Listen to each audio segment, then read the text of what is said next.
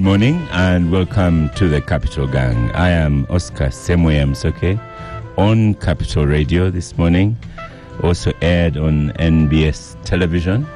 I have a full house already in the studio. Honorable Abdul Katuntu is in the studio. Very smart guy. Most welcome to the Capital Gang. Is that literary or metaphorical? Anyway, thank you very much, Oscar. Yeah. And good morning, viewers and listeners. Yes, Edgar Tabaro is in the studio. Stop fighting online. Edgar's reading you, responding to people.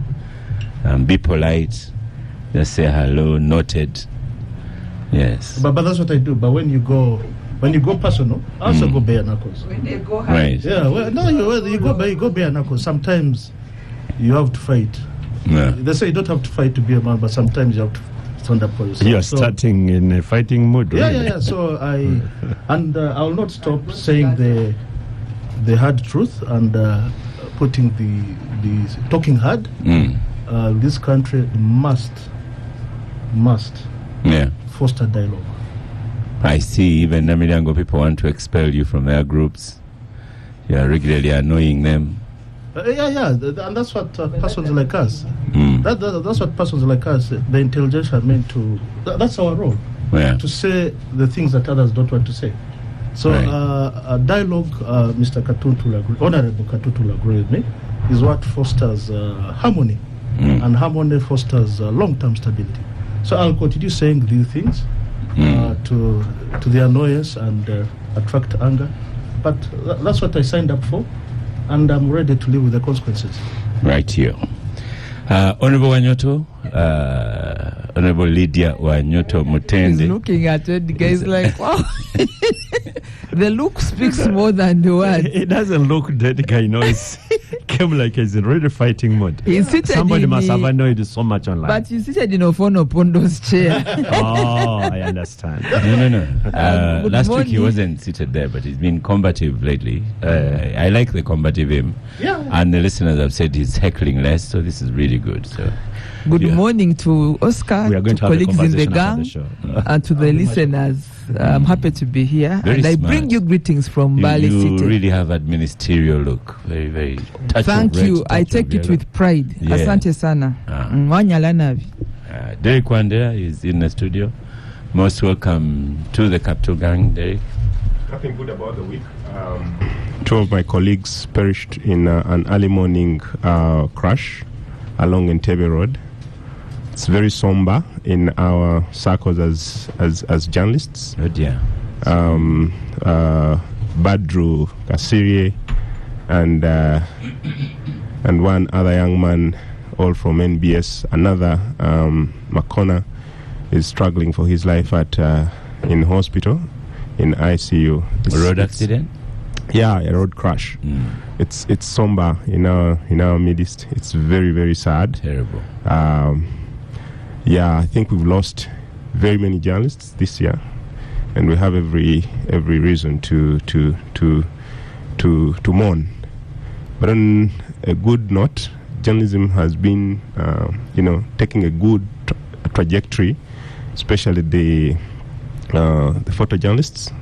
Exhibitions yesterday, my brother Isano was exhibiting his photos and very good moving art of gallery at the Next Media Plaza. I was there in person. We celebrated. The Speaker of Parliament was guest of honor. So I think it's really good strides that the journalists are taking to make sure that they enrich their pockets more than what we expect from the newsrooms and our bosses. Yeah. And are you back to work? Are you usefully engaged? We are fully back to work. I was at office on Thursday, yesterday as well. A few things here and there that are not in the right position, but we nonetheless have printed 3 now copies, the one of Thursday, Friday, and the weekend paper. And I know that we are continuing to do our job. I missed Thursday, but I have Fridays. I have yesterday's, and I'll get today's. There's one with mixed colors, red, green. That's Saturday. I mean the weekend. That's Saturday. Today. That's weekend. Yes, the weekend paper. Yes. Okay, I'll get it. So it means you have money in the pocket now. I don't have money yet because I have to wait long until this month ends. I have to wait until this month ends for me to have some money in my pocket. For now, my pockets have even holes. Oh dear. Then we have our long lost, I call him the young veteran journalist, Angelo Izama. You're most welcome back to the Capital Gang. We've missed you. Thank you for having me, Oscar. Yes. What have you been up to? Well, what can I say? It's been a very rough year. As you know, February started with war in the Middle East. Yeah, we know the pump prices now. It's terrible. Yeah, I was stuck there for about 10 days. I had to rotate via Oman to get here. And it stabilized for a bit, but it's been, it's been back and forth. And then now we have the airway between Uganda and UAE, as you know, has been closed because of Ebola. So it's been a very disruptive year. But the plus side is that there's a lot of reckoning, really, about what African stability is like. And work-wise, it's been fulfilling because, as you know, like the Chinese say, when there's blood on the street, you buy property. So the conflict and displacement has created its own opportunities for which we are grateful. Yeah. So how do you get to the UAE? Because people can't travel to the UAE. No. I was actually modeling this week the total economic losses. It's difficult. You have to plot in. So cargo is free to. So there's a transportation of cargo. So some of our staples in Uganda, such as gold transshipments, are unaffected. But things like fresh fruits and vegetables have slowed down. It's human traffic that is completely frozen for the last 7 weeks. To get to the UAE, you need to go to a third country for 21 days. That's the standard thing. That is if you're from Uganda? If you're from Uganda, yes. But of course, my own understanding is that this really has this has got no epidemiological cause, because the ban is on Uganda, DRC, and South Sudan. But as everyone here knows, diseases know no borders. First, I must say that Uganda's pandemic architecture is very strong. That speaks for itself. That should have, together with the WHO and Africa CDC recommendation against travel bans based upon this sort of thing, should have helped.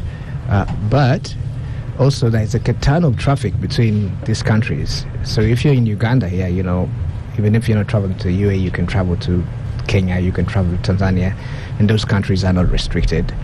So I think, my assessment, I've told my government colleagues that, maybe this has to do with something that politics must resolve. Exactly, because the route to London is still open. Yeah, very much. And there's a notice out there from the USA that they're working with Uganda and other countries to combat Ebola. So the technicalities recognize it, but they have kept us at travel advisor level 4. Yeah. And this just a couple of days ago. Yeah. I think on the 6th. Look, that's when it came out. Honorable Katuntu, I think from the US perspective, it might be understandable. I mean, the politics is fragile now. The midterms are coming up. I think the idea that even one Ebola patient on US soil would cause a lot of problems for the Trump administration, which is facing some of the lowest ratings of any US administration in history. So I think they're pretty sensitive on that count. But picking on Uganda in this way, I think is unfair. Well, we've even had a problem, my friend Ambassador is having the problem. It's just so special permission, from the CDC in Atlanta to travel, but they have yet to put in place, proper tests and protocols for him to travel. So as of now, he can't even travel to New York. Even our senior brother, Ambassador Larotuno, who has to be at the UN for his campaign. Yeah. So it causes all kinds of personal and other problems for us. But the economy is taking a hit. First, of course, because of the fuel issue coming from the war, which is, we don't see any off-ramp right now. And then these travel bans are really terrible for our tourism. And they're terrible for families, me included. The shocker is that Air France and I think SN Brussels are flying to Kinshasa. Oh, really? Yes. Wow, it's interesting. Well, you note that Angela said that the gold is still moving. So wherever gold is so don't be too surprised about where they're going to. And the diamonds. Yes. So I must get you back. We'll do some research and then we talk about the economy in Dubai and how it's been affected. Oh, I have done a ton of work on this. So we'll schedule it and then we'll have it for a good discussion. Because when you said the economy is suffering, I thought, are you talking about Uganda or UAE? But discussion for the future. Both sides. So the long and short of it is that UAE is one of our largest trading partners and also a big source of investment in Uganda. But of course, it also anchors remittances to our economy from people living there.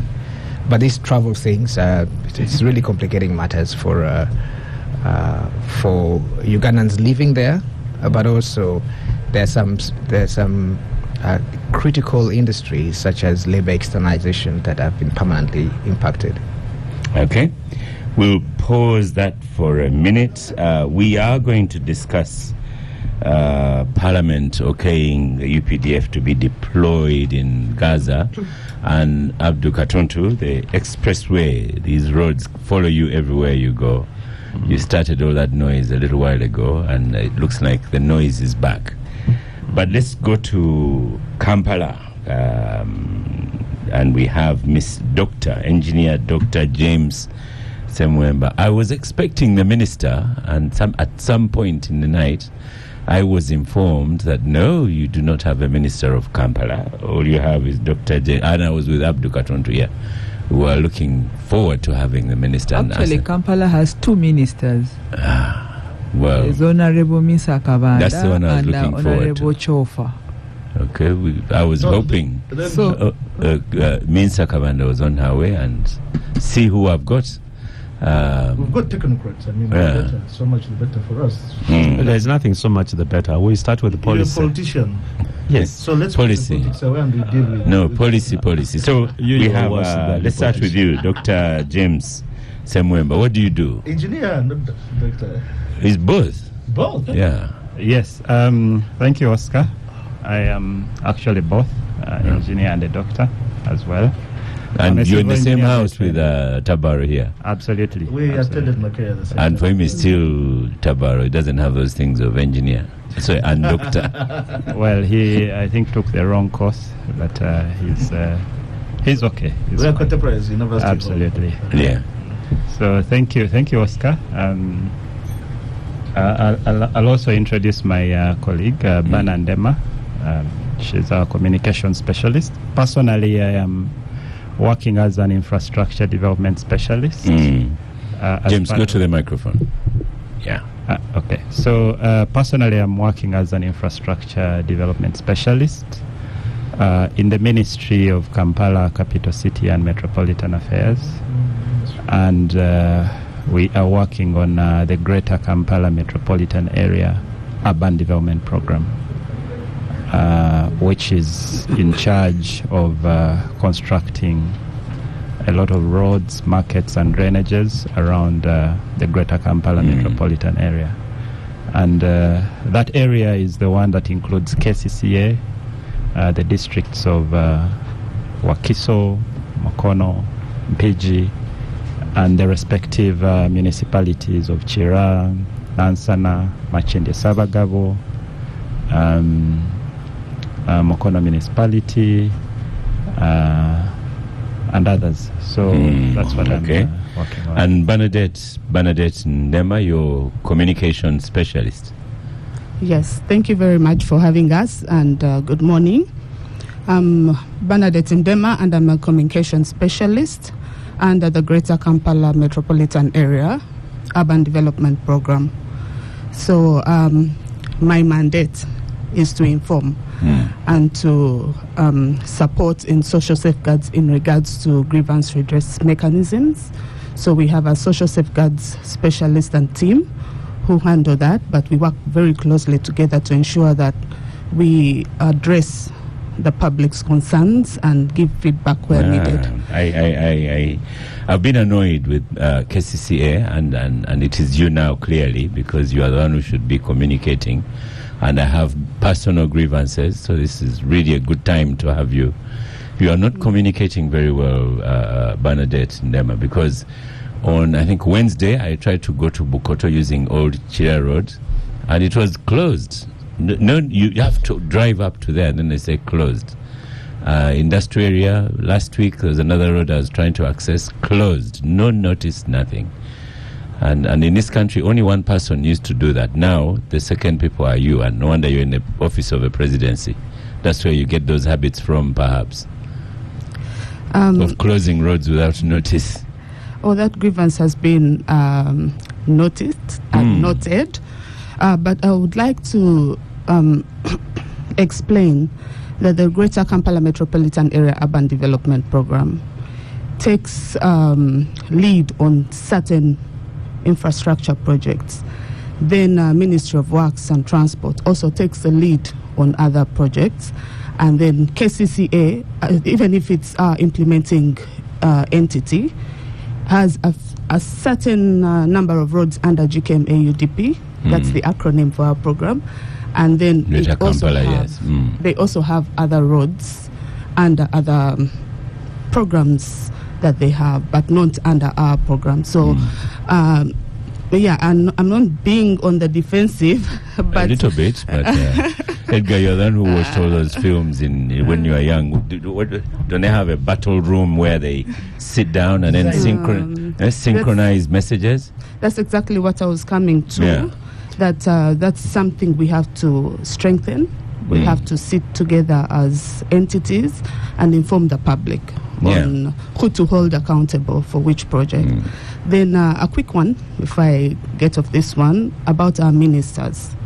They are very locked in, they're very active on the program and ministry, and they're working very hard. Actually, they've been monitoring most of our programs for the past 2 weeks. Honorable Minsa Kabanda and Honorable Chofa Christopher were following, and they hit the ground running. So today, we have come to set the pace, to give the preamble on the technical side. And then our ministers, the ground running, our ministers they're on the ground running, but they were not able to come today because they are on the ground running. So can you imagine the technical people here? The ministers are the ones on the ground running. Yes, for now, and then they will come on the next show. So what's your if they turn up, that's the thing. What's your promise? Are you going to communicate better so people, one person wakes up in the morning knowing I will not go to this road, this is the route I should take? I think that we appreciate roads being worked on, but let us know where not to go. Yes. For good measure, on Museveni and Natete, they've set out a flyer, and I think they've set out a flyer. Okay. I think it's quite. So if we can have more of that, is that a promise? That's a promise I can make. I am making now, and once I get out of this room, I'm going to start immediately. Yeah, it's recorded. Thank you very much. We just need to know. You have so many cars doing U-turns. So, Dr. James Sewankambo, you are there. You are the one. Semwemba, I beg your pardon. Yes. I have Semwea is also my name. I get all different versions of that. So you're the one who's to blame, therefore, because infrastructure is your docket. And we can understand maybe you've not had any money, but why do all the roads at the same time? Because right now you may have like 50 road repairs going on, and sometimes some are left hanging. Yeah, thank you, Oscar. It was long overdue, if you can appreciate. What was long overdue? In other words, road construction and upgrade in the Greater Kampala metropolitan area has been long overdue.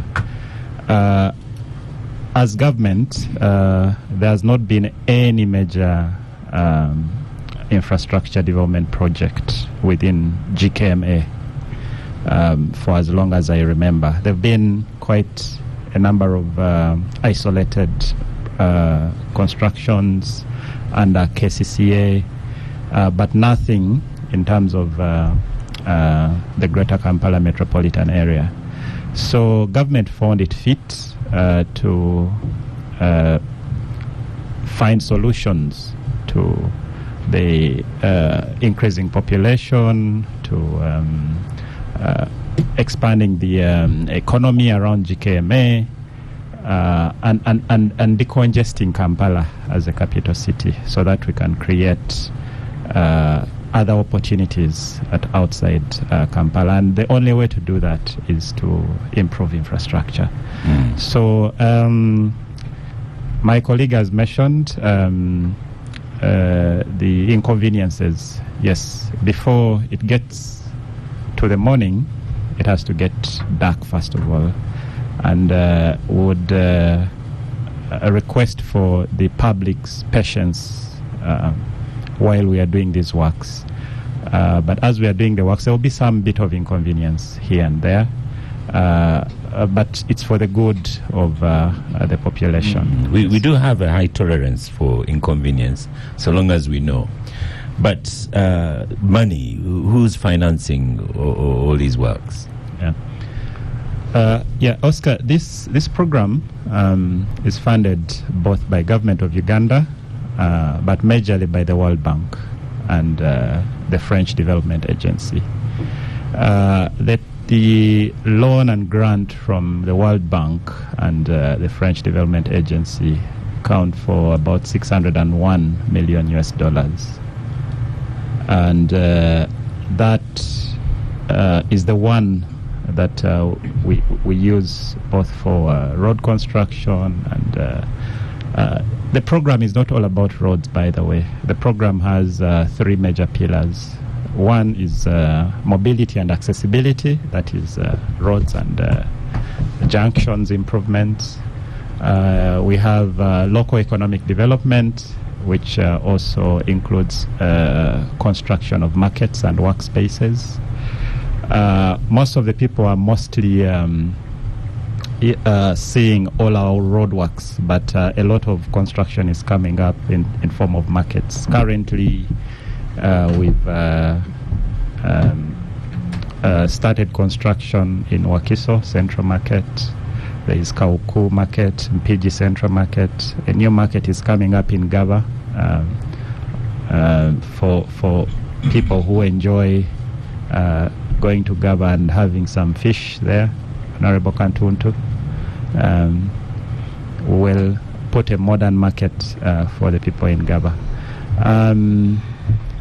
And the third pillar is climate resilience. And that we intend to upgrade some drainage installations. Already we have a contract for upgrading what we call Kalidubi drainage channel. Those of us who have been suffering on Entebbe Road, the place we call Bata Bata, we are going to inconvenience you over the next 6 to 8 months when we start major constructions on the old Entebbe Road around Bata Bata. We'll have to open that entire road and put bigger drainage facilities. Because I use that route, Abdul, as well. The drainage is quite big. Absolutely. And some of us who are not engineers know what you need to do, but I don't know whether you will do it this time around, because however bigger you make the drainage, it won't help unless you have a development moved across the road. Absolutely. And on that project, we've been working with Ministry of Works and Transport in terms of the design. We're just not only looking at the crossing, we're also constructing and widening the facilities downstream. Is that the proper word we should use for water when we say the water? Gaza Zekubo. So that's the one. The water crossed. It overtopped the road. Overtopped the road. Absolutely. So listeners, I hope you've noted that one. Stop saying crossed. So it's overtopped the road. Okay. Yeah. So we have major constructions downstream as well. Not just at that point. We are going to also reconstruct about 3.2 kilometers of that same drainage further down through those settlements, so that we ensure that there is adequate flow. But further down, absolutely, where the fuel expetor station is, absolutely, now we have overcrossed there as well. Yeah. I've learned this new word. Yeah. So overtopped. Overtopped, yes. Absolutely. Yeah. So that's the major infrastructure on Entebbe Road, but we're having others coming up as well. In Kampala Capital City Authority. Talk about Kampala Capital City. On Wednesday, all that flooding, and there's been a lot of work, and it doesn't seem to have good effect. Oscar, like you mentioned, the major works have to take place, and until they are completed, a lot of inconveniences, including blockages and so on, happen. And we might have to live with some of that inconvenience for now as the works are ongoing. And just to echo this again, when people get inconvenienced, we will soon put out works for upgrading the drainage system around ShopRite on Ginger Road. Ginger Road. Absolutely. So that's going to be also a major construction site. And even around Katwe area. So we are trying to identify all the drainage black spots that have been causing a lot of trouble for people in Kampala, to ensure that we have a better city to live and work in. Okay, Honorable Katuntu, what would you like to ask? First of all, I think a correct decision was taken to have some capital investment in this sort of infrastructure within the greater Kampala areas. First, we don't mind about the inconvenience, so long as we know there is a better solution to the crisis. We don't have to repeat ourselves of the problems we've been having as residents of Kampala that travel from one area to the other, ordinarily which you have taken 20, 30 mistakes, you 2.5 hours, or sometimes floods coming and sweeping away 1 inch on borders and so on. So we should be really, really happy that you are doing what you are doing.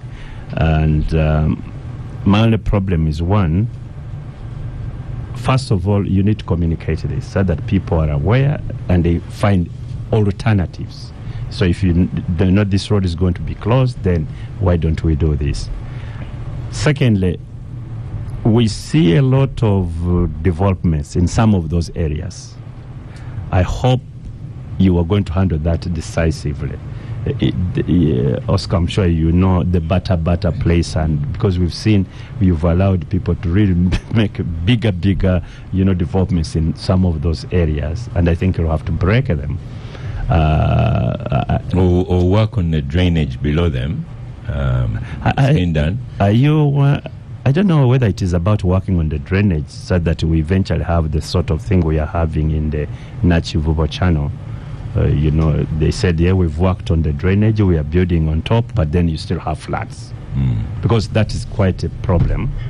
You've assured us, the other project, that no, it's going to be okay. There is a proper drainage down, and then there are beautiful shops being constructed, but there would be no problem. Yet every other rain coming, we see floods.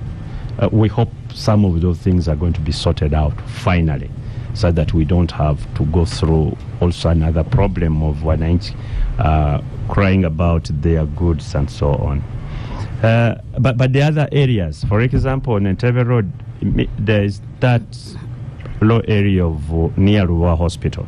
it also overfloods. Remember, after the Bata and so on, we've been having on the Tebe Road, I think around, just from Seguku to Kampala, around 4 areas which have been, you are calling it overtopping or whatever it is. I hope you are working on all that so that we have a better city. The investment we put in is much. You know, you're talking about over $700 million, I think. Yeah. ADB fund? Not World Bank. It's World Bank. And the biggest problem has been this uncoordinated, development projects. Wakiso is there doing its own thing, KCC is doing its own thing, MPG is not connected. Yet you now have the town moving away. Many of us no longer stay in Kampala, actually. We are all staying in the neighboring districts and so on. So you would need a road that takes up to areas where we are living and also decongesting Kampala. When we were younger in this town, if anybody wanted to dance, the people like my brother here, Angelo, they would all come to Angenua. Because unsafe, yeah. So because those are the only place of happening, that is yes, yeah. Actually, we started with Tropicana before we went to yes. Today, because there are areas on the outskirts, such places, and then you need infrastructure to those sort of places. You don't have to have every crowd in Kampala. We hope this project eventually achieves that. You don't. Supermarkets, shopping malls and so on. You have infrastructure that that connects to these particular places, and we don't have to be all the time coming to the center. It will decongest the city, I guess. Absolutely. Angelo, sometimes I call you the foreigner. You look one. You're so white. Yeah. No, because he lives in UAE and Uganda. But again, we have foreign money funding developments in the city.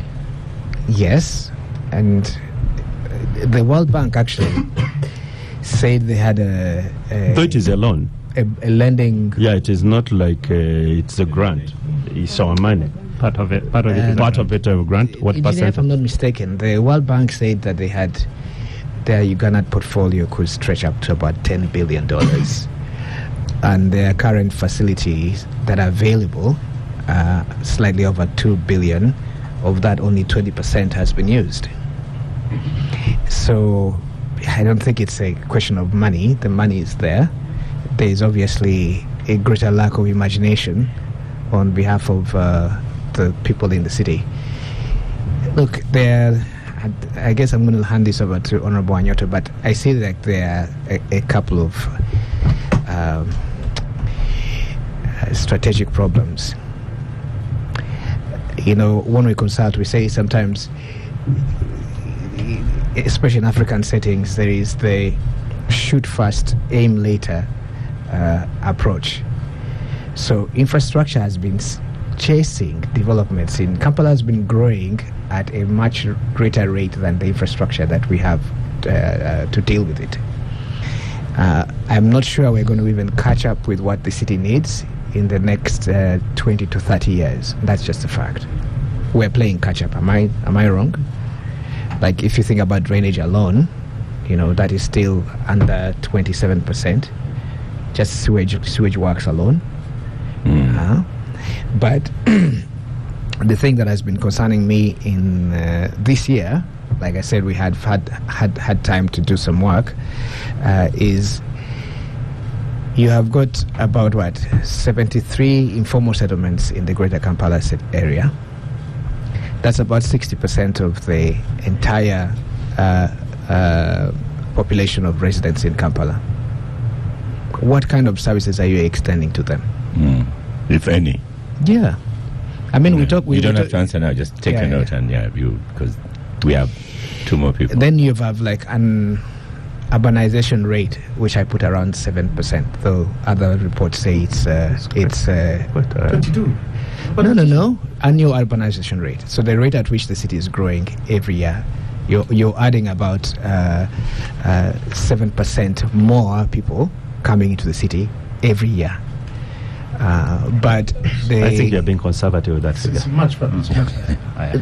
Is it higher? It is higher. Yeah, Okay. higher. Okay. But I read a NEMA report that said by 2030, about 27% of all Ugandans will be living in urban areas. But specifically for Kampala, that rate is going at is about 7% every year. But it's a big number if you think about it. That's 7%. But anyway, it needs another study. You may find that it is going down.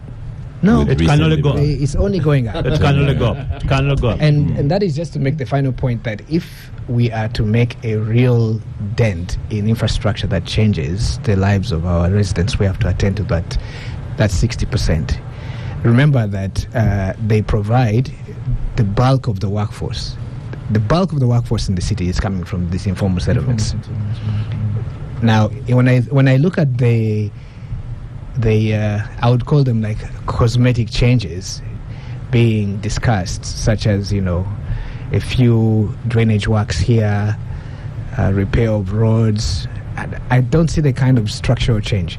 The last time we had any big major structural change and the effects we can see up to today was the work done by Jennifer Museveni in the areas these road networks that have created entirely new settlements. Ring roads. The ring roads, yes.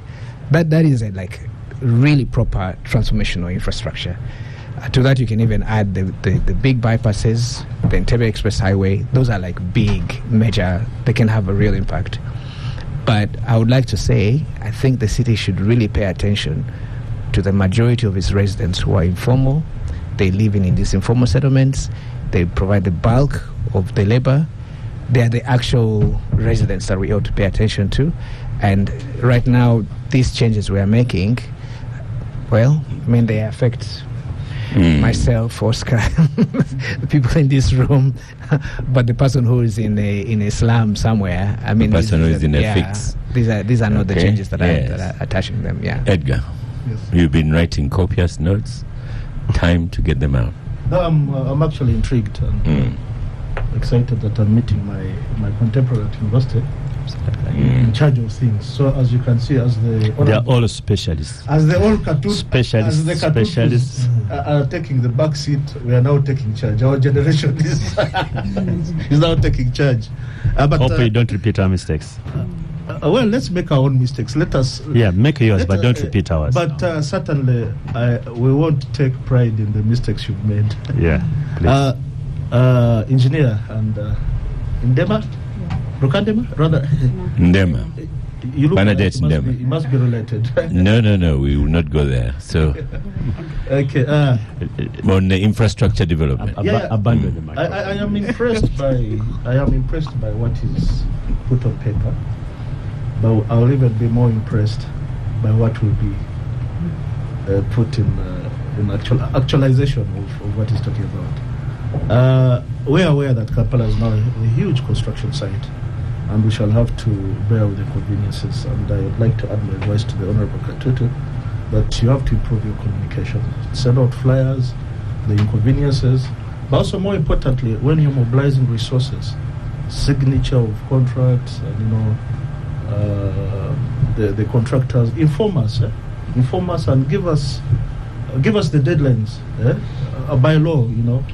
When you sign the contract, 21 days you must mobilize resources and equipment, because as the intelligentsia,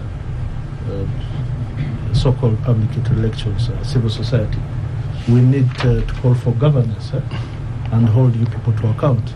It's a governance thing, and the Constitution obliges us to do so. So please do inform us so that we hold you accountable, so that members of parliament, can call upon the Honorable Hajat Misa Kabanda, Shofa Togavie to make statements on the floor of parliament, so that we are involved in the process. We just don't take the inconveniences, but we should also feel part of the what? Part of the success that you're going to register. And we are the ones who are going to pay back these funds. You said they're part grant, part what? But more importantly, there are other things I would like you to address. And I'm happy not yet honorable, Angelo Izama, vintage Angelo Izama, always speaking for the voiceless. I have known him for decades. He always speaks for the voiceless. He was a producer for a similar program at KFM. He has always put out a voice for the voiceless. So these 73 informal settlements, like we have Chimombasa, Namuwongo, Acholi what? Acholi quarters. You know, the drainage, and as we're doing the roads, I've seen some improvement. You've done some sidewalks, what they would call pavements. We have many commuters in Kampala, especially from those informal settlements, and many times we don't cater for such persons. We do very fine bitumen roads, but leave out what? Pedestrians. The pedestrians. And also in related to that, lighting. I've seen lighting is missing. I live in some areas, yes. At least in the areas where they're doing the roads in my part of I'm in much India West. I've not seen any. And you know, it's an inconvenience for pedestrians. You know, you come upon open manholes. It's a danger to their their health. Then also importantly, I have not seen provision. Maybe in the design that you're making, provisions for utility, ducts, you know, fiber, telephony. We still use. They come back and dig up the newly fixed road. The newly fixed road, fiber, and even electricity. You should be sitting at the same desk with the National Water and the Construction Corporation, Fire Brigade, UDCL. Yeah, you need those ducts, the fire ducts, to facilitate. Hydrants. Yeah, because sometimes we've had fires that are broken out and we run out of water. That's what hydrants, Yeah. So it's critical that you bring all these on board. If you don't, we are going to call upon you people. Shall call upon the Right Honorable Nabanja to carry her chiboko together with the Honorable Balam and Justin Namere to put things in order. Also, in the past, when we were growing up, you remember we had a train service, passenger service, Kayola, operating between, coming from, we had people coming from as far as Mianzi Nimitiana, coming to work in Kampala, and from as far as Lugazi, coming to work in Kampala. By 6 a.m., 7 a.m., you'd see the trains, they don't dock, they park at the Uganda Railways headquarters. And it catered for the poorer, the poorer masses, the voiceless. Now, we need to incorporate that also, and maybe even be futuristic with the railways that we are going to do. When it comes to you call it signage, road signal, road furniture, road signs, the what we call it, the traffic lights, those robots, synchronization. Many times, robots are not synchronized. You're driving to Kololo from say Nakasero. It takes you 2 hours. Why? But sometimes you see the police countermanning them with the and it helps. One day we hosted the KCCA director here, and I informed her that traffic here is very okay when the traffic lights are off, Kamwacha area, because whenever the traffic lights are on, it's terrible. It's terrible. What? Yeah, when the traffic lights are here, when they're working, it's terrible. No, synchronization is the most important. Exactly, you know, when there is a traffic jam, you know what to do and so on. And in real time, Edgar, conclude with a sentence. We go to Lydia here, Honorable Lydia Anyoto. So we need to synchronize the traffic lights. So and with AI, you can tell in real time which roads are congested, and you give them priority, particularly those that are emptying the city. Thank you. Honorable Lydia Wanyoto, I'm going to tell these people to stop complaining. There's Alt Etho on Twitter. Alt Etho, David Mulavi complained only a little bit now, is productive. We have Woma Kuyu Frederick complaining.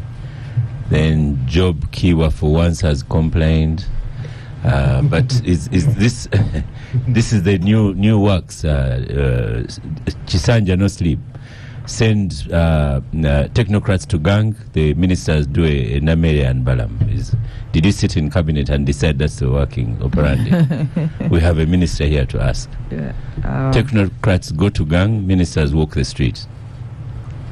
We do a mix. For example, I'm here. I am not a technocrat anymore, but I want to thank the team from KCCA for coming. KCCA. These are from Kampala, Ministry of the ministry. You don't work with KCCA. Yeah, you are the policy arm, aren't you? So why are you denying? These are they have problems of silo mentality. KCCA is smaller. KCCA is as good as Ministry of Kampala, but because you also have the metropolitan mandate. The metropolitan mandate should be helping to decongest Kampala, the central district business. And the plan was approved. It came to cabinet, was approved for the Greater Kampala Metropolitan, mainly to help Kampala breathe, the central to breathe. So in terms of decongesting business people, in terms of traffic jam, but also giving life back to the wetlands and to the environment and greening Kampala. But also resettlement is a big issue, because you can count many unplanned settlements, which we call ghettos, which we call slums. Those of us that went to Makerere, they lived with Katanga, you remember? There's Katanga, there is Waise, there's another one on the other side, the Westgate, Chikoni. So those are many. We have many in the unsettled settlements, unplanned settlements. So when you have unplanned settlements, then you have issues of drainage, you have issues of sanitation, you have issues of waste management, and then you have issues of breakout of diseases. When you hear cholera, when you hear blocked drainage, when you hear a lot of pandemics in the city, it's because it relates to unplanned settlements. So the work of us expanding to Mukono, to Akiso, even to Mpigi, is to help the central, the face of the country breathe, but also be planned. We've seen many parents leave home as early as 5, taking children to school.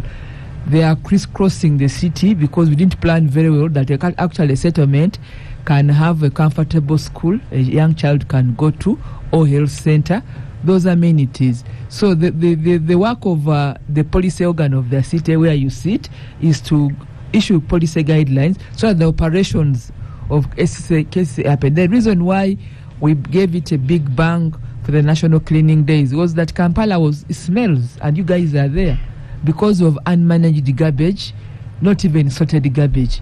So, and then we had the story of the whole of last week. Oscar knows about this, is that we woke up one morning and issued National Planning Days, which is a very good thing, but then we didn't plan to collect the garbage.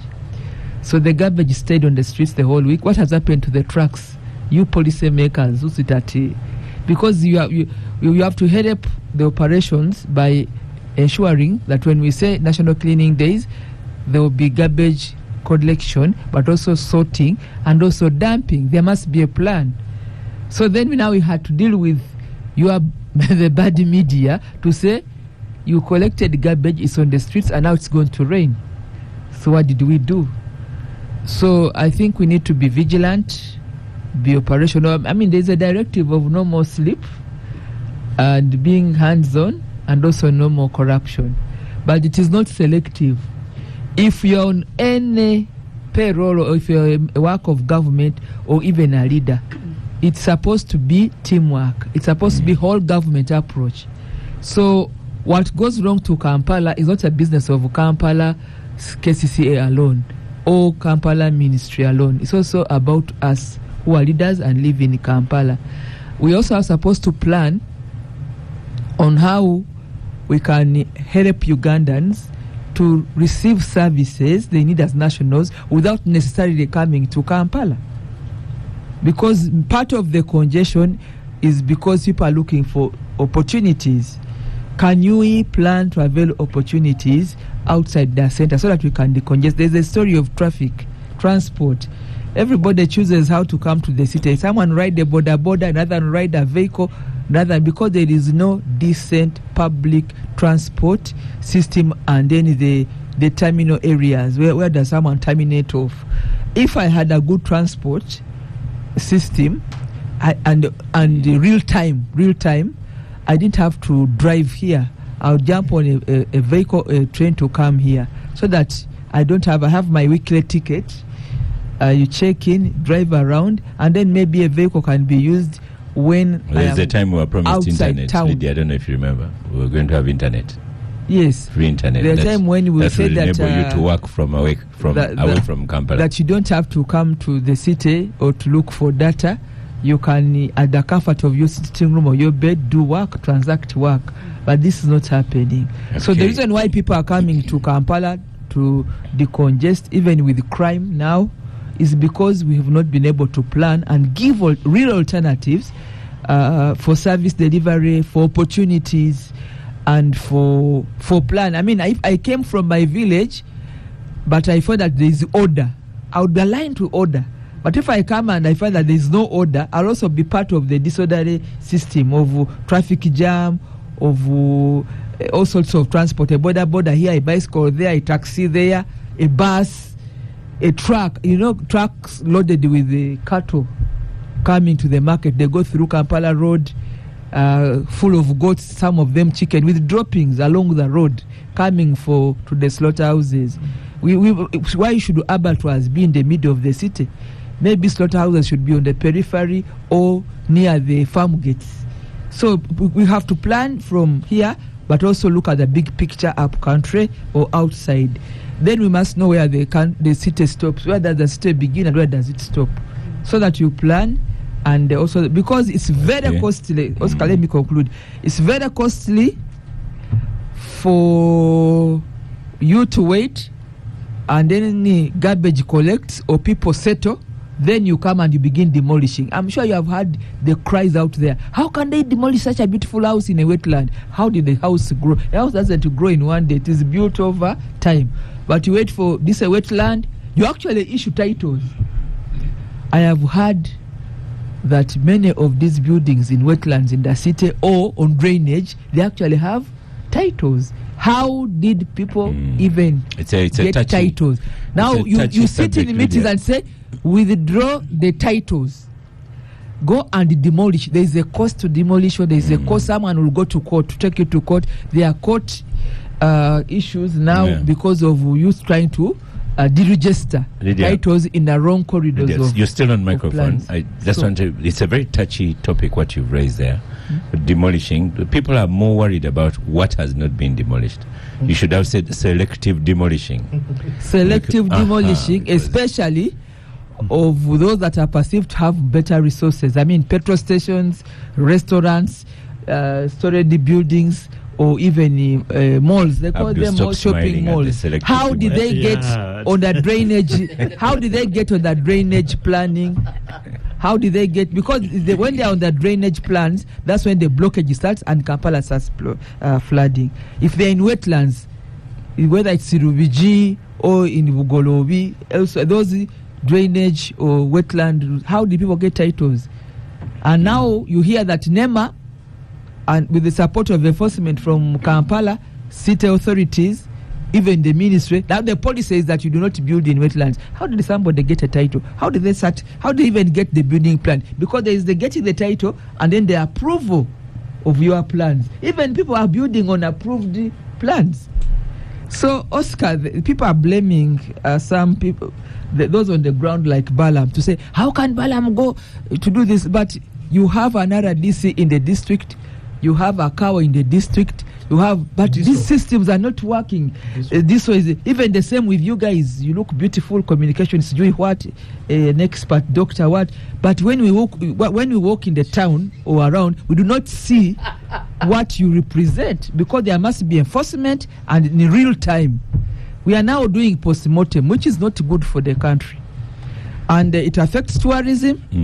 Well, It affects they're kind of not doing post-mortem because they are working on things, so you could tell them. Post-mortem demolition, removing okay. titles, and redrawing the plans. It's like you were not there. We are now beginning to no sleep. You know what Okay. Raila did? We- When he was yeah. minister for roads, Yeah. Raila Even first gave back didn't stop forest. at demolishing. Yeah. Those buildings he couldn't demolish. He imported explosives to blow them up. Then he went for the professionals who approved the plans, the surveyors, the engineers, and they were deregistered. Yeah.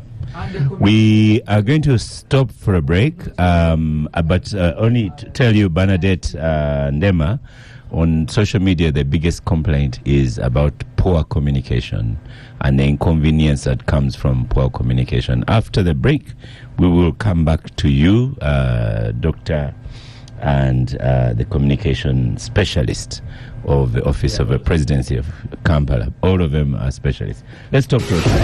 We'll come back from the break. A lot of messages on X, formerly Twitter, are about communication, and Bernadette Ndema will speak about that before she leaves, and maybe on a minute on the greater vision for Kampala. But James here, I wanted to put to you that Angelo, when I first visited the UK, someone would insult you, and then you realize a lot later that he had insulted you, and because Bernard was speaking, Angelo speaking softly, you may have said what you're doing is cosmetic, what you're doing is lacking in strategy, and what you've been able to do is strategic less, and that you've not even cared about the residents of Kampala. Yeah, Angelo made those comments and actually noted them here quite well. The project didn't rain down from the sky. It grew out of the Greater Kampala Metropolitan Area Urban Development Strategy, which is a bigger program that was approved by Cabinet about 3 or 4 years ago. So we are actually working in a series of programs that are supposed to address all the issues that have been a pain for the people in Kampala. And just to jump on other comments as well, within that strategy, we have development of the light rail and passenger train services, which are also coming up in the next phases of the same project as we speak. We talked about local economic development, and part of the steps that we are taking is ensuring and creating workspaces for people in the Greater Kampala Metropolitan Area, so that, just like Honorable Wanyoto said, let Kampala breathe a bit. And these workspaces are majorly focusing on the youths and the women as well in informal settlements. So it's not the likes of Angelo, yourself, who are going to start trading in these markets. So it's targeted to ensure that the people who are underprivileged and in the low economic bands are able to benefit and also uplift their lives as well. There's been quite a lot of comments on connectivity, ensuring that we have continuous flow of traffic, we have continuous flow of movement of people. You could actually see, there's a classic example. There's a road that has recently been done by Kampala Capital City Authority called Sentema Road. Sentema Road connects Kampala to Wakiso. So KCCA did the first 6 kilometers. Now GKMA is working with Wakiso District Local Government to ensure that now the traffic that was stopping at Sentema also continues right up to Kachiri. So works are actually ongoing.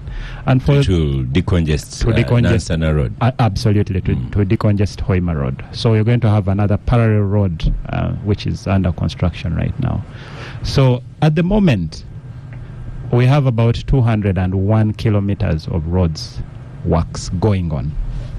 And the additional 94 kilometers are also going to be rolled out very soon before the turn of the year. So it's not about saying that we are doing cosmetic interventions. It's a big strategy to address congestion in Kampala and also address other issues of local economic development. There've also been comments about cows coming to Kampala, slaughterhouses. As part of the program, we are going to finance the construction of what we call Chetume slaughterhouse. Those of you who were there during Amin's time, on Katosi Road, there used to be a very, very big abattoir there, which also had a train service.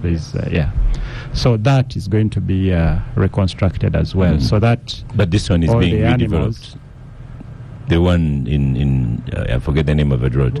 Rufula is being redeveloped. So we are going to provide. We are going to provide an alternative, a much better alternative for. They are redeveloping it. Rufula was raised. They should go away completely. There should be no Rufula in that place.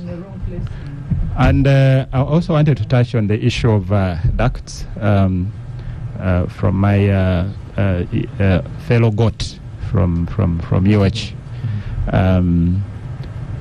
We're actually installing these ducts for telecoms and other services as well, underground. The only challenge we have is that they don't like to share. They don't like to share, but that's an issue of policy nature that is being handled by the Ministry of ICT, and then ensure that that is implemented as well. Issues of walkways, lighting, all our roads have walkways being designed for walkways and also street lighting as well. I forgot to ask one small thing. The reflectors for dark spots. Reflectors on the. We need reflectors on some of these roads because you're eating his time. He only has a minute left. So I think I'll leave the last minute to my colleague to. I'm glad that the engineers have found solar power in Uganda because now on Entebbe Road we have a lot of solar lights, so it's excellent. And it's going to be much, much better when. And the maintenance, yes, we are. You are promising so much. No, solar lights, that's a very small promise. Yeah. So, yes, communication and a greater vision for Kampala. Okay, thank you. So this is Bernadette Ndema. Yes. So one thing we need to take into consideration is that on the GKM AUDP, there is also a component of capacity building. So the idea is that all the implementing entities in the municipalities and the district local governments are strengthened so that when the specialists bow out, then the civil servants have the capacity to carry on with the work. So it's not like Engineer Semwemba and I are in GKMA, UDP forever or Ministry of Kampala forever. We have to build the capacity of our colleagues in the different districts and municipalities. So that comes to communication. So I have colleagues in the different municipalities and districts. So I will carry this message and we will strengthen our communication. We have actually... Someone here said flyers are not enough. Maybe get spaces on billboards and so on. Okay. In Kampala, after all, they pay money to Kampala. Okay, we will have to look into our budgets again and then blow that up. And yes, that information and feedback is highly appreciated. We've not been seated, we've communicated, but as you've mentioned in the gang, we have not communicated enough. So there is always room for improvement, and we will have to go back and work better and make sure that members of the public know. Okay, and final word from you, Bernadette Ndema. What are you leaving us with?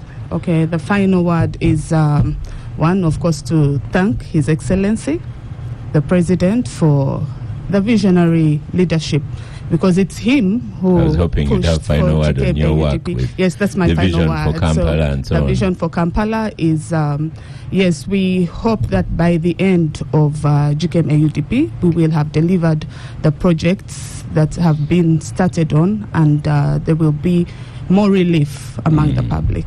Thank you very much. Dr. Engineer James Semwemba, final word, and what do you take from gang? And a lot later I'll tell you sometimes how we blame engineers in our social life, but that's for you and I later. Yeah, just to thank the residents of Greater Kampala metropolitan area and also government. One thing that we've not talked about is that in most of these areas, people are surrendering their land. Many voluntarily. Without asking for compensation. So it's something that we do not take for granted. It would have been very, very expensive for government to undertake these infrastructure projects if they were going to pay literally everyone. But the will from the people in Kampala and the people in the Greater Kampala metropolitan area has been overwhelming. They even call us when they're offering, all spaces from villages. They call us to start infrastructure there. So we don't take that for granted. Thank you so much. And also, like my colleague mentioned, to thank government for being very visionary and ensuring that these programs... You thank yourselves. Yes. The leadership. But the big one is to communicate. But a heartwarming one, there's Fred Amonya here on X, formerly Twitter, says, the roundabout unsignalized is a mark of civility. Simple, effective. If we respect each other, we must address our human flaws. Plaster is expensive. So thank you so much, Bernadette. Thank you so much, Bernadette Ndema. Thank you so much, Dr. Engineer Dr. James Semwemba, both from the President, the Ministry of Kampala. We thank you, continue with your work, and we hope to have a bright future. They've reminded me of... as they leave, we can, yes, we can let you... When they asked about policy, they say we are technocrats. Yes. When you ask about technocracy, they refer you to the policy. I'll let them off. Honorable Lydia Wanyoto, you're the minister here. In Parliament, you have okayed the UPDF to go to Gaza. So who tabled that vote? Was it Ministry of Defense? And what is the reasoning for us, for you sending troops, for us to send troops to Gaza? The Minister of Defense and Veteran Affairs tabled a motion, Parliament, seeking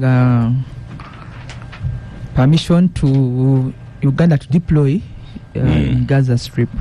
And he said it was on the invitation by the U.S. government. In Parliament approved that motion. So Uganda will be deploying in Gaza. The justification is known. We are a country that has been deploying unknown for peace support operations. In some areas, actually, it's peace enforcement.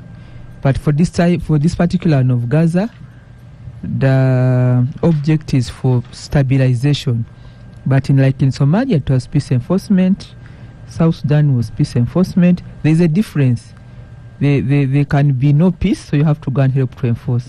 But in some areas, there can be peace, but you go to stabilize. You support to reopen areas, to stabilize government, to build capacities of the national entities, rebuild their armies, and then you come back. So it is in our genes. We may as well get some money out of it. That's the biggest foreign policy for Uganda. One of our biggest strategic policies for Uganda, peace support operations. It has happened in Africa. We were in South Sudan, DRC. You know that very well, including putting in place infrastructure.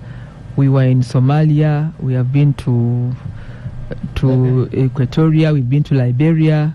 Liberia, not only a war, but also when there was an epidemic, we sent a team. You yourself have personal experience. Yeah, I've been one of the experts for civilian protection in conflict, but also peace support operations. There's always a component for civilians governance, police, which never talks about it, but there's also police and also the military. But the military, the boots go first.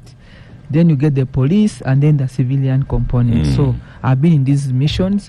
It's good for Uganda. Why? Because it's an obligation. We are a member of the UN. We are a member of the United Nations family.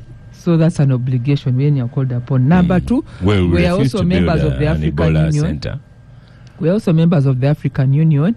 And when you see the contributions within the region of the AU, it's because, again, it's an obligation. But it's also the strength. Over the years, we've built strength, capacity in the military and conflict or stability strength as a country, and that's one of those strengths we export and put on the table. The coincidence is that we are also asking the UN, the United Nations family, to support a candidate from Uganda. So this is an interesting coincidence because we've been at it before. But one of our strengths, the points we say, is that we are contributing to peace and stability in the world. So we also have a candidate for the UN Secretary General. That's an interesting coincidence, but it should be part of our strength to promote a candidate from Africa, but also from Uganda.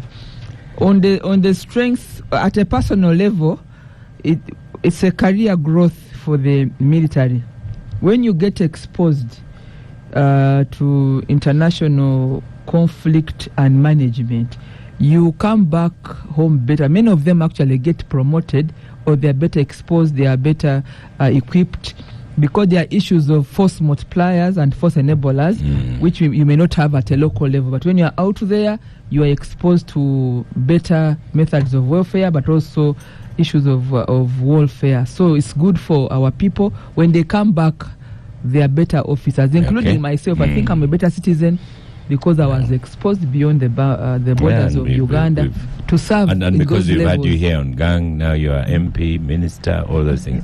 Let's go to Derek one day. It's part of my CV now. Yes. You hear those things you're saying about Bazirwana Accord. The Bazirwana Accords were their medals. They're not normal people. They have made a contribution. Thank you.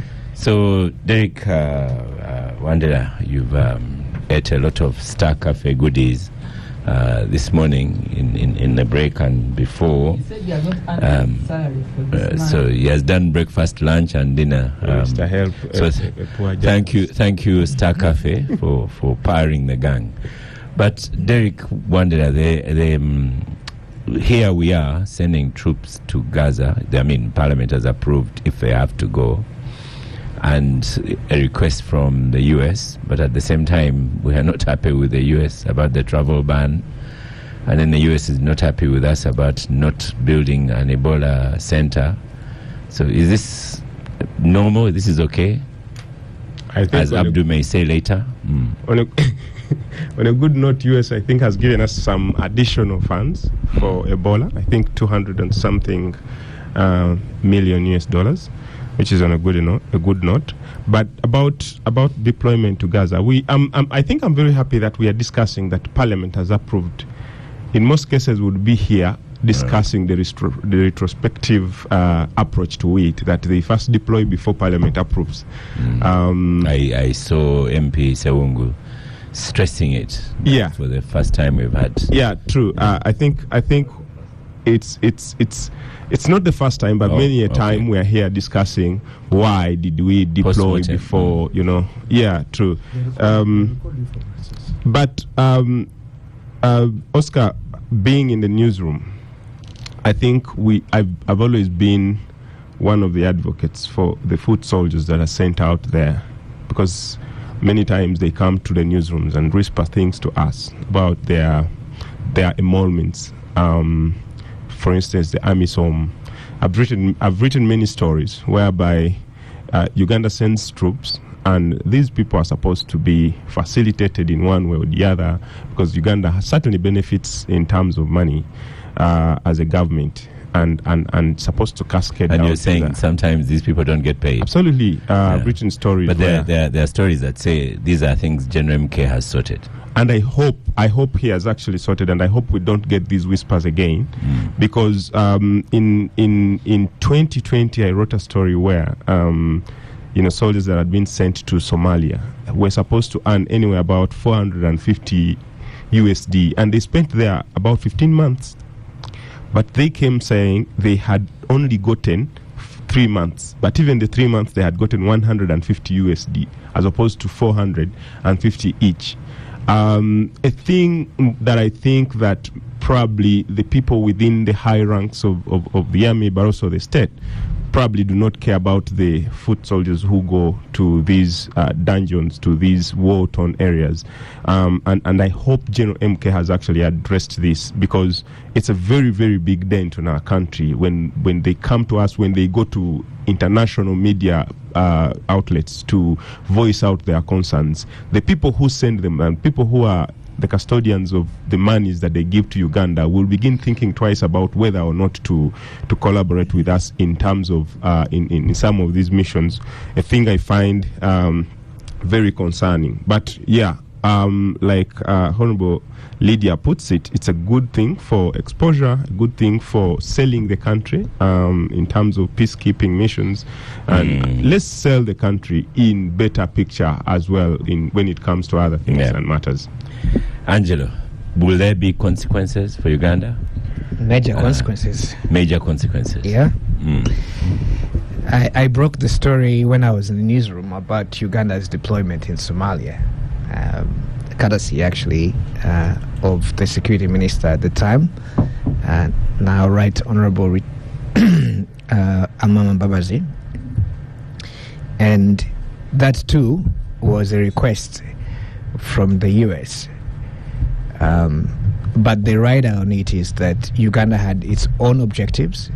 And recently, I think, because there was a big conference on by the troop contributing countries in Somalia, here in Kampala, I think the president said it, that the situation in Somalia was concerning for Africa, and that I guess what he was saying is that while the opportunity came for Uganda to participate, nonetheless, Somalia was of importance to Africa, and therefore that intervention was both in the interest of the strategic interest of Uganda, but also the political interest of Uganda. But I think it's the same with Gaza. I was reading a statement, a very harsh statement actually, delivered by Uganda on behalf of the non-aligned movement when the debate on Gaza came in at the UN on April 28th. A very harsh statement. 2026. Yeah, to this year, yeah. But in short, let me, on behalf of NAM, let me just read a short passage. It says that Uganda reaffirms the long-standing common and principled position on the question of Palestine, and deeply concerned about the historical injustice against the people of Palestine, and most critically the Gaza Strip, where the civilian population continues to suffer from the unprecedented humanitarian catastrophe inflicted on it by Israel, the occupying power. That was Uganda's statement on behalf of NAM on the floor 4 months ago of the UN Security Council. So the request might come from the US, but I think that the historical interest is that the plight of the Palestinian people is worthy of intervention, no matter how that intervention comes our way. And of course, this is not far from in my neighborhood, I would say. But I would add that, we have all been, as global citizens, witnessing just the catastrophe that it is, that has been in Gaza. 76,000 people killed. The numbers on a week-on-week basis now top of 100. Now the situation includes Syria and Lebanon. It's a huge stain on the conscience of all of us. And I'm glad that if the UPDF is there to play some kind of role, no matter how it is constructed, no matter the architecture, it's a good thing. Yeah. Abdul?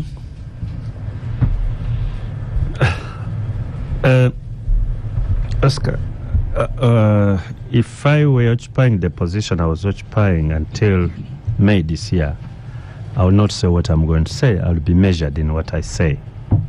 But now I'm a free citizen. You've seen our minister here, very measured. Yes, I'm liberated. Can I say this?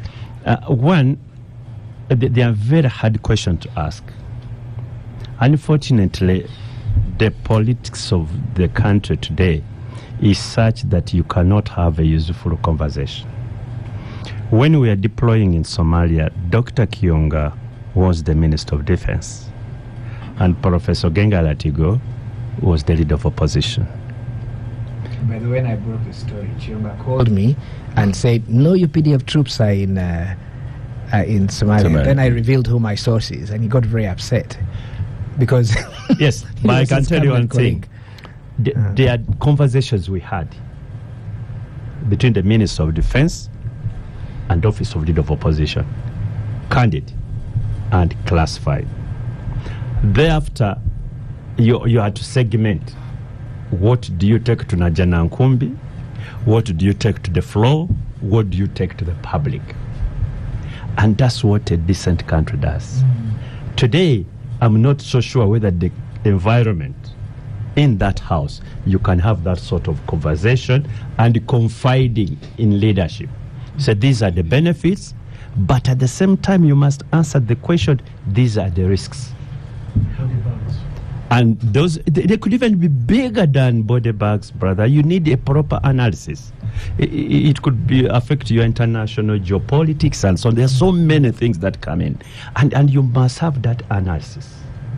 And if I were in the house today or yesterday when the motion came, I would have seen whether there was going to be that sort of conversation where the Minister of Defense confides, and whether the one they are confiding in, what does he take to his headquarters, and what does he leave behind?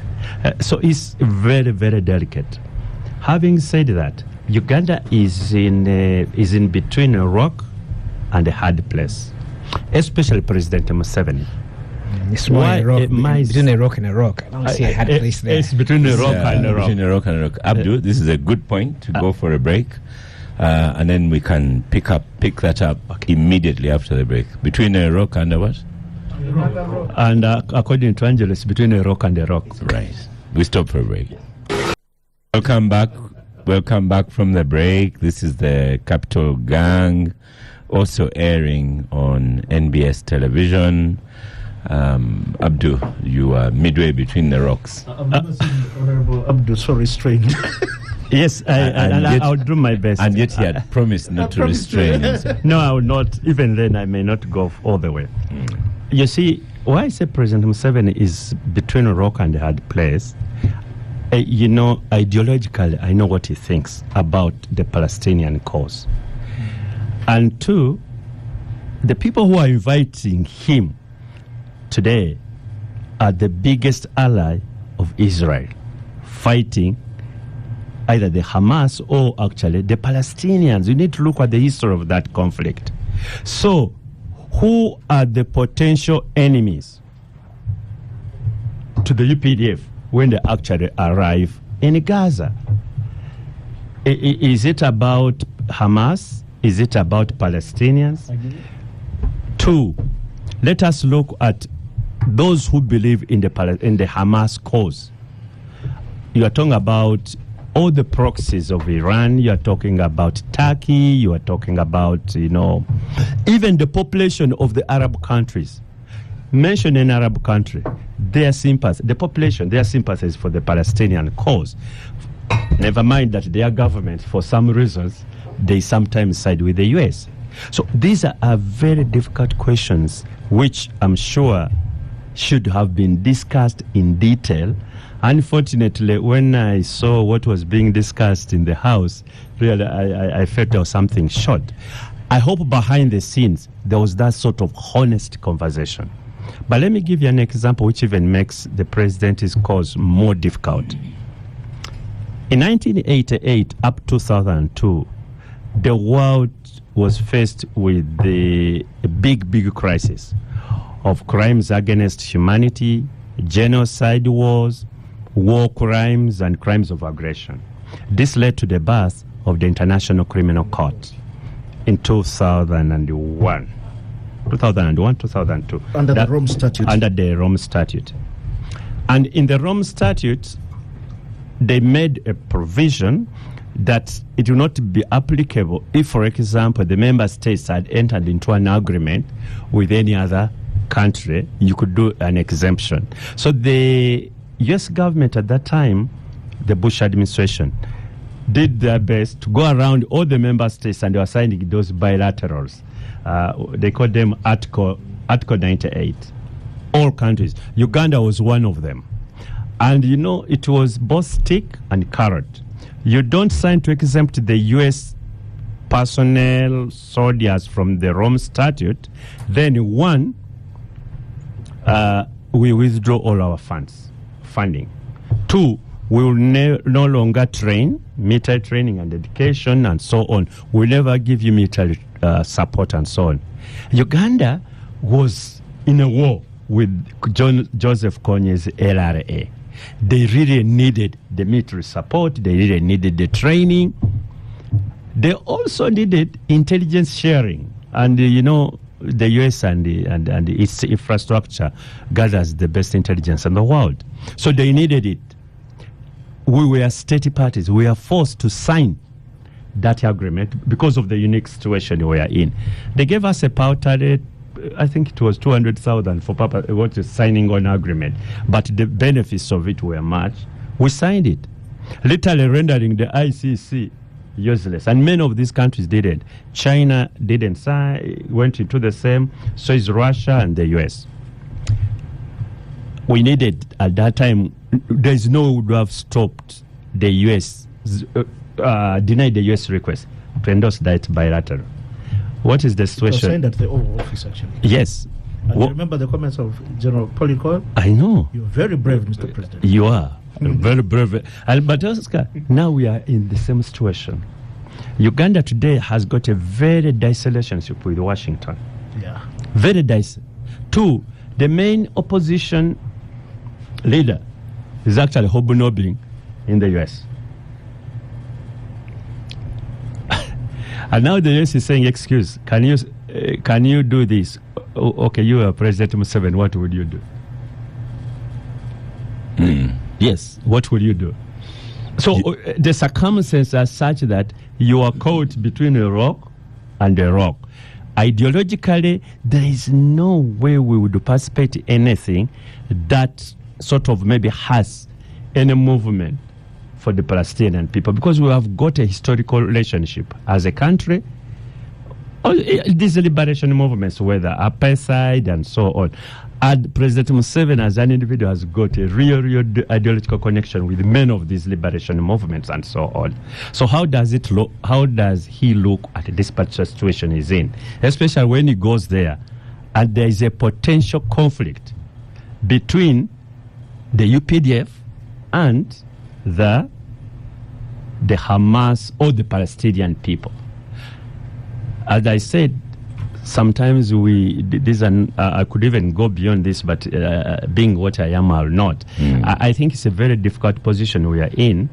And this is different from our mission in Somalia. Because I'm a Pan-Africanist. We needed it. We had to liberate South Africa.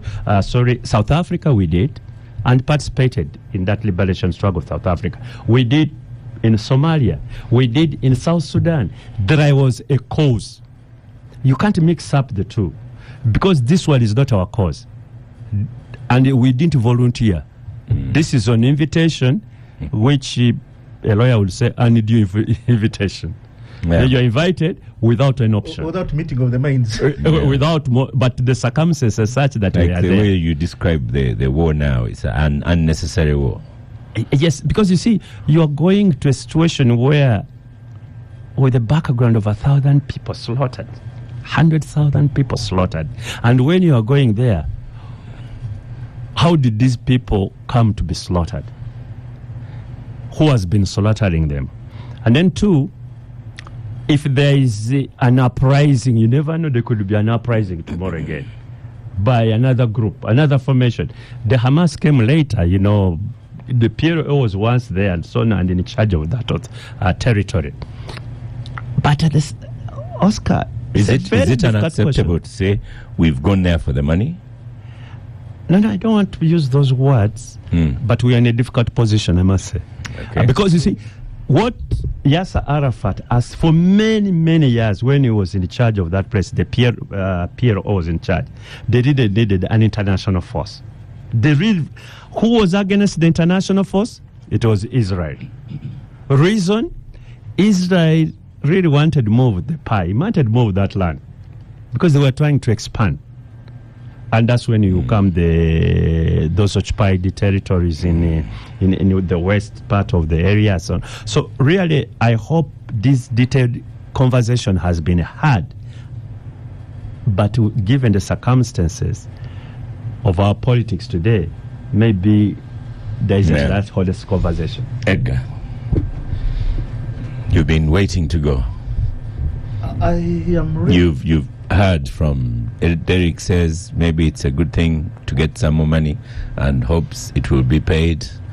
Angelo says there will be consequences, and Actually, Abdu says the consequences will be even mightier than what Angelo has described.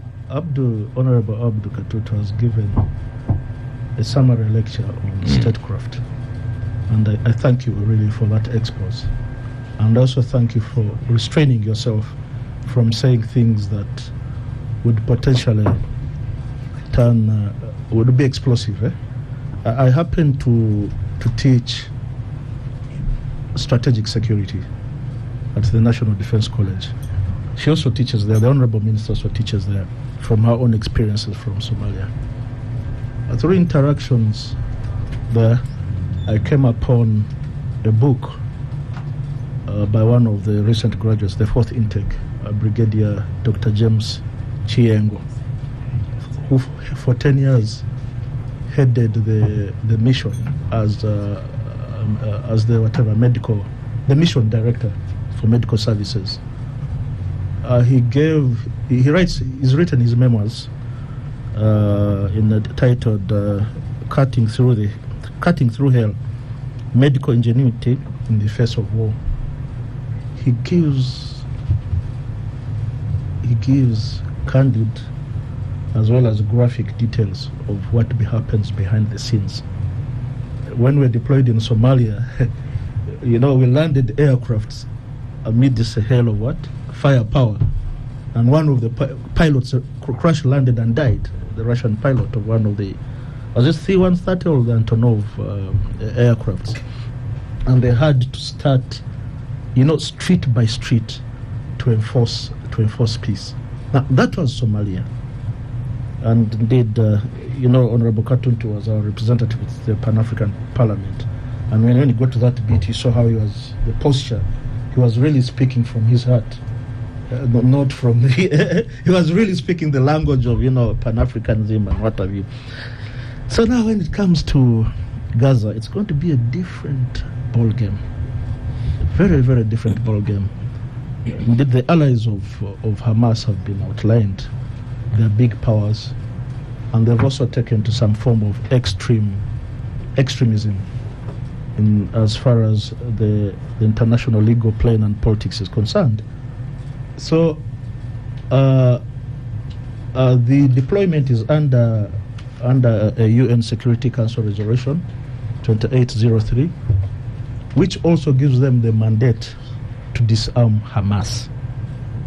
Now, that is where the critical the critical point is going to turn. Hamas is not your Al-Shabaab and what have you. They are very, very hardened fellows. And when you go on the ground, when you hit the road, running, there are many dynamics that are going to arise. One, language, the issue of language. It's very critical when you're carrying out military operations, especially reconnaissance and what have you, to be able to communicate with the local community. Now, I don't know how many of them speak English. Certainly, Kiswahili is not one of the languages they speak, or Lusoga, of Honorable Katutu. So they got to, and when it comes to gathering intelligence, I know America is superior. It has all these gadgets, but there's nothing that beats human intelligence. Being able to communicate on a one-to-one. Gadgets and what have you are susceptible to being decoded, being tapped into. So it's going to be, quite frankly, it's going to be quite an uphill task. We shall have to reskill and retool our personnel that are going to deploy there from time to time, because I think we're going to send 500, and it's going to be rotational. And I'm very certain, given the length of the dynamics that are rising, there's going to be renewal. Now, the Board of Peace that was established under that resolution, there are 27 countries, chaired by Charles Rubio as the chair of the what? The Bureau of what? The Bureau of Peace that is giving the strategic leadership for deployment of the troops there. Now, I don't know, for those of you who have been following Charles Rubio, his approach to war is well laid out. He doesn't hide. His gloves are off, and is very much pro-Israel. So are we going to take the same stand? And we're also required to assist the Palestinian police, but more importantly, the bit on disarming Hamas. Now, when it comes to the politics, as the Honorable Katutu has been expressing, for a while, there has been a bit of friction between Capitol Hill and Kampala. The last time, Ambassador Brownie, Natalie, she had developed a personal relationship with many of the figures, state operators, and she had a soft spot for Uganda. But when she left, Ambassador Pope almost became like, who was the other guy in Hempstead, the guy in Kenya, the rogue, I'm not saying Pope is a rogue diplomat, but I remember the guy who took on Moi with gloves off and what have you. And quite frankly, from the anecdotes that you get, lately, the cables that are sent to Capitol Hill and the State Department have been condemning Uganda and have gotten us to the space of level 4 advisory, travel advisory to Uganda. Don't travel. Mainly because of the friction that has been happening, that is developing between the two countries. So, now, President Donald Trump works the phone, dials President Museveni, and whether asks or makes this offer, whatever transpired between them, I'm not part of the Katutus who have great expertise in statecraft, but puts this offer to Uganda, and Uganda takes it up, and it's passed in Parliament and whatever under Section 38 of the PDF Act for deployment outside of Uganda. Now, to that extent, I think it's that diplomatic overreach works well for Kampala, given it works very, very well for Kampala, and not just Kampala, the occupant of Plot 1 Entebbe. It works very well for him because for the British, if you read the memoirs of who's this journalist who stepped down as Prime Minister? Boris Johnson. And you remember the way he says, the ancient gorilla is still very much critical for the stability of the Great Lakes region.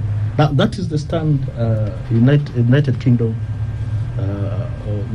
of Great Britain and Northern Ireland has taken, and you can see even they've not turned away Uganda's flights to Heathrow. They are still open. So there's that diplomatic stand that you can take in.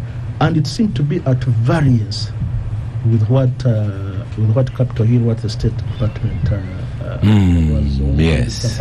But now with America coming on board and all the other powers, France having its biggest investment in Uganda for the oil, the Alpine Brigade, Alpine training of the Alpine Division and what have you, I think it's a game changer. You only see an upside. It's a game changer. Yes, an upside. Well, I've also indicated that there's that aspect of Hamas's allies whom we shall have to face, and therefore will introduce also security challenges for Uganda internally, domestically, and we shall have to face the consequences. Maybe that's not for discussion now. I feel reluctant to go to those details, but I only hope that those who are taking this ultimate decision have addressed their minds to those sort of things. But also importantly, Honorable, because they are very, very critical. Very critical. Honorable, in part, we also have to be very careful how we communicate as a country in this deployment. Absolutely. I think, in all honesty, we should leave it to the Ministry of Foreign Affairs. We don't, Oscar. We've communicated already. We could just have just one communication, and we cause even a bigger problem. A bigger because you're problem, dealing with people who have been oppressed over the decades. You are dealing with people who have been turned extremists, radicalized. And the Palestinians themselves see this board of peace as a way out, or they look at it as an imposition by Israel's biggest ally, by the colonizer. So let's go to and then Lydia. Before even that, you see, there are really, really hard questions to ask, Oscar. We are going for midterm elections in the U.S. and somehow there could be a shift in terms of who controls both houses. How would that impact on the presidency? Will you have the real Trump as it is with all his programs, or if he loses those houses, then it could be a lame duck, and including some of his foreign policies. So I hope that the decision makers have addressed themselves to all these questions, including those which I can't ask now. Yeah, other questions I would have asked, but I think it's too... Let's go to Lydia Wanyoto, back again to Lydia. I know you started on this as someone, as a minister here. You can really rub that in. But because you are the one in power. My sister is about civil servants. Yeah. You're the people in power. But the question to you is, are we ready to walk this tricky road? And Abdu is asking, have we also thought about consequences, if any? During the debate on the motion, there was a debate I actually contributed as well. The members' questions and the concerns were valid, but there was a decision that all these can be handled. First of all, at the basis of need to know. If you need to know, you'll get to know. But also that periodically, the Ministry of Defense, led by the Minister of Defense and Veteran Affairs, will be briefing the relevant entities, including the Committee of Defense and Internal Affairs of Parliament. And if there is some information that is classified, people like the Speaker or Speaker's chambers will get to know.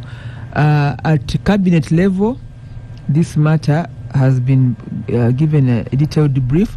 And yesterday, Oscar, I shared with you that we had a caucus of the NRM Parliamentary Caucus, and this matter was formally discussed with details, and we again approved the resolution.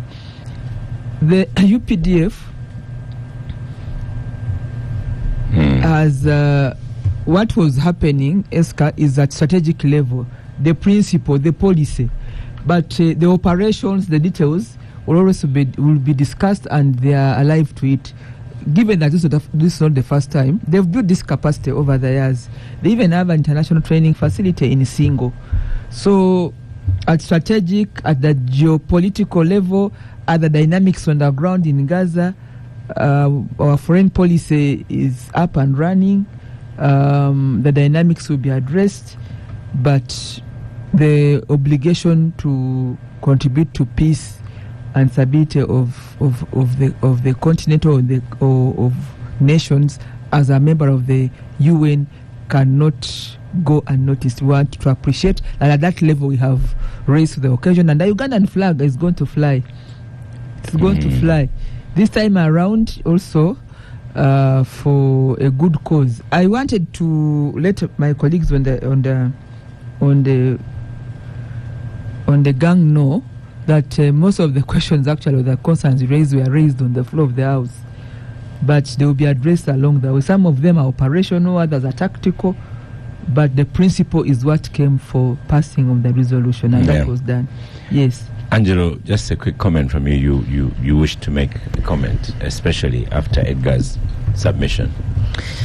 Well, Edgar sees only the upside, but I am with Abdu on this. The lay of the land is complicated. I mean, some of the overflow from Somalia, we are just beginning to see the impact.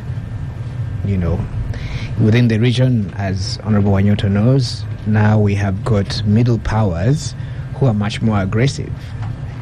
You know, I won't name them, but they are here on the subcontinent. We have to contend with that.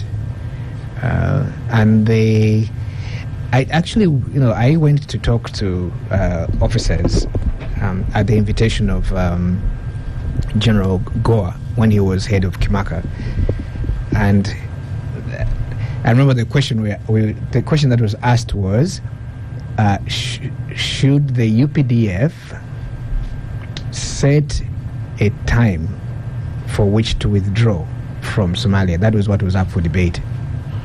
And I remember telling them that just the kinetic nature of African politics and the reason that the UPDF were there in the first place had something to do with the international coalition that was there, but more to do with what Uganda and the Ugandan leadership saw as their role for the long term. So I told the soldiers, there's no end date to how long you'll be in Somalia.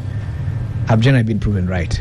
I think we may stay there for much longer, and even if something changes, the configuration of our engagement with Somalia will be much more permanent. With Gaza and what's going on in there, you see, Oscar, Africa is often defined not so much by what it does, but what is done to it. So the liberation movements were a response to aggression on African populations in Southern Africa. So we responded to it. It was not something that we had a choice in, but it defined an entire generation, their attitude to the world and their attitude towards other Africans. I would say the same argument applies to Gaza, because Gaza, remember that South Africans, because of apartheid, are the sort of leaders of African thinking on Palestine. Now something is happening there, and I read polls on the attitude of African young people. This is a deeply troubling and emotional issue for African young populations. So governments can take the lead, but I think the lenses in which the situation in Gaza are seen are as if it is something that is happening to the continent.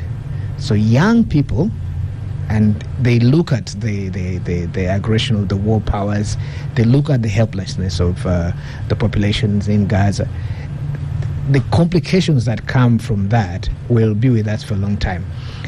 Like I said earlier, I think it's a real privilege for the Ugandan Armed Forces to be in that theater, but the costs must be synthesized very, very, very carefully.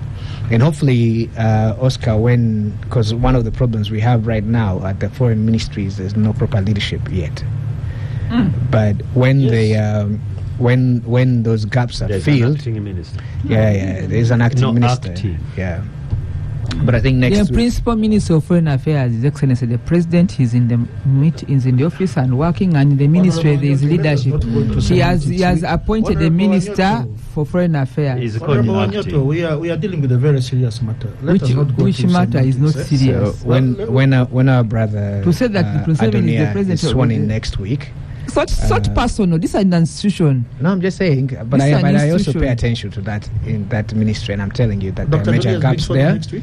Yeah. When that happens, I hope, Oscar, you can invite him here, and then we can reprise this issue much more from the perspective of the governing ministry. So thank you, Angelo. Abdu, you want to squeeze in for a minute? Yes, go on. Yeah, you see, I was doing the thank yous for end of show. I hope Adonia eventually comes and we have a conversation. Because, as Angelo says, To come if you want policy okay, let issues me make from my Minister of point. Foreign You Affairs. can invite Mr. The Kasolo. Minister of That's Foreign for you. Affairs, there are no gaps. The institution is up and running. Please Point- wait for point your is taken. Kasolo, Mr. Kasolo. As I was saying, Oscar, there seems to be, in my view, sometimes a disconnect between leadership, governments, and the people. The Arab world today has that problem, where the citizen, the Arabs themselves, the Muslim world, is certainly with the Palestinian people. The governments, because of many reasons, end up sometimes even with the allies of Israel, or sometimes even with Israel itself, and so on. As we get caught up in this web, we hope somebody has really done the statistics, has And done thought the about these analysis, things, yes. and thought about it. So thank you, Star Cafe, for powering the gang. Gangsters of the day. We started with Ministry of Kampala. We had Dr. James Semoyemba and Bernadette Ndema. Thank you.